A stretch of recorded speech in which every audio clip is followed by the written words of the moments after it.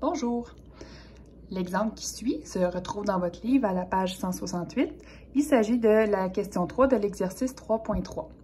Je l'ai retranscrite pour pouvoir remplir les sections manquantes avec vous. Donc, si on lit la question, vous avez une tasse qui contient du café dont la température est de 95 degrés Celsius. Elle est placée dans une pièce maintenue à une température constante de 22 degrés Celsius. Au bout de T minutes, la température en degrés Celsius du café est donnée par l'équation que vous voyez ici. Si je l'observe attentivement, donc on a ici une constante additionnée avec une fonction exponentielle. Donc la base E ici, on se rappelle, ça vaut à peu près 2,78. C'est une constante qui s'appelle la constante népérienne ou la constante de Népère. Donc c'est une base constante avec l'exposant qui est variable ici, avec un coefficient 73 devant.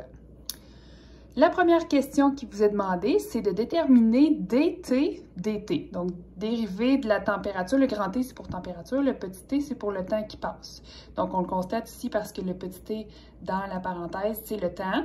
Donc, c'est la température ici par rapport au temps qui passe. Donc, si j'entrais un temps à l'intérieur de cette équation-là, j'obtiendrais la température, par exemple, après 5 minutes. Ce que je veux avoir ici dans la question, c'est la dérivée de la température par rapport au temps.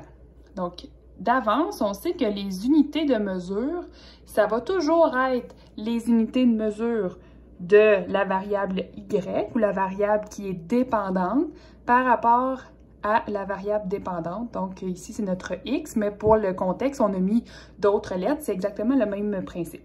Donc, on sait que les unités de mesure seront des degrés Celsius par minute. Ça, c'est ce qu'on sait, c'est un taux de variation.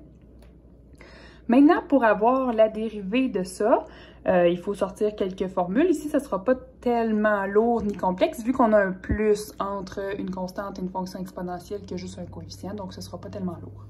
Donc, je vais écrire, j'indique que je dérive, en fait. Et je dérive 22, donc la dérivée de 22, ça demeure 0, comme on a vu dans la première partie du cours. Et j'additionne la dérivée de 73, qui est un coefficient multiplié par l'exponentielle de moins 0,04667t. Donc la dérivée d'une exponentielle, c'est elle-même multiplié par la dérivée de l'exposant. L'exposant, c'est un coefficient fois t, donc la dérivée de n'importe quel chiffre fois t, ou fois x, ou peu importe, c'est le chiffre devant. Donc, je ne rajoute pas le t, là. On se rappelle, c'est comme si j'avais écrit, par exemple, exposant 3t. Donc, si je fais exposant 3t, la dérivée de 3t, c'est 3. Dans notre cas, c'est exposant moins 0,04667t, donc la dérivée, c'est ceci. Pour faire ça un petit peu plus propre, on va regrouper les deux coefficients ici parce que tout est multiplié. Donc, le tout, si on prend la calculatrice pour mesurer tout ça, ça va me donner moins 3,40691. Donc, moins 3,40691, ça fois ça, exposant ceci. C'est normal que la fonction soit négative. C'est pas lui là, qui fait que c'est négatif, c'est lui. Donc, la fonction est négative puisque la température, quand elle varie par rapport au temps, de votre café à 95 degrés Celsius placé dans une température ambiante, évidemment que la variation du degré Celsius par minute va descendre. Donc, la fonction exponentielle devrait ressembler à quelque chose comme ça. Donc, elle descend, comme ceci. Donc ça, c'est votre réponse mathématique et on rajouterait ici degrés Celsius par minute. Question B. Déterminez le taux de variation. Ça, c'est juste pour vous habituer avec tous les termes. Donc, taux de variation, dérivée, c'est la même chose. Donc, taux de variation par rapport au temps de la température du café au bout de 5 minutes. Je ne referai pas toute la dérivée, je viens de le faire. Donc, la pratique ici, c'est de cerner quelle équation je dois prendre pour répondre à la question. Donc, dans ce cas-ci, je dois prendre la dérivée du temps, la dérivée de la température par rapport au temps lorsque ça fait 5 minutes. Et la notation, j'ai passé quand même rapidement là-dessus, mais je vais la réitérer ici. Quand t égale 5. Donc ça veut juste dire dériver lorsque t égale 5. Donc ce que je dois faire, c'est retranscrire tout ça et remplacer le t par 5. Le t est dans l'exposant, donc c'est à cet endroit-là que je remplace. Je vais prendre ma calculatrice.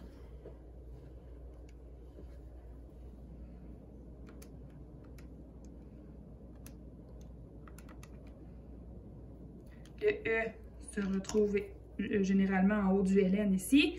Donc, E exposant moins 0,04667 fois 5. Tout ça dans l'exposant. Et donc, ma réponse va être négative comme prévu. Environ 2, bon, je pourrais écrire 9,8 comme ça. Donc, degrés Celsius par minute. Et si je veux interpréter ma réponse comme c'est demandé dans la question C, je dois avoir certains éléments clés pour avoir tous les points et avoir complètement bien interprété. Donc, première partie importante, c'est de spécifier au moment où. Parce que le taux de variation, la vitesse de croissance n'est pas la même au début, quand vous placez votre café dans la température ambiante, et à la fin, quand le café est rendu à température ambiante, il arrête de descendre. Donc, la vitesse de variation des degrés Celsius par rapport aux minutes va varier dans le temps. Donc, c'est important de dire à quel moment c'est cette vitesse-là ici.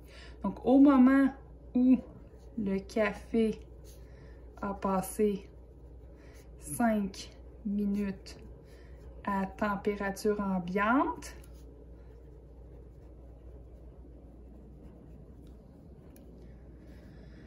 la température varie,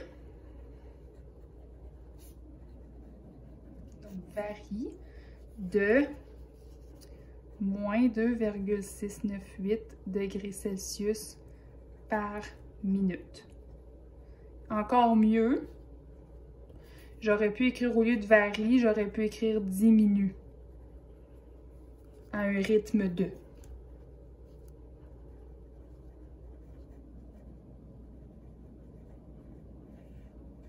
J'aurais pu ne pas mettre de négatif parce que je diminue à un rythme de 2,698 degrés Celsius par minute. Donc, ceci complète l'exemple. J'espère que ça vous a aidé.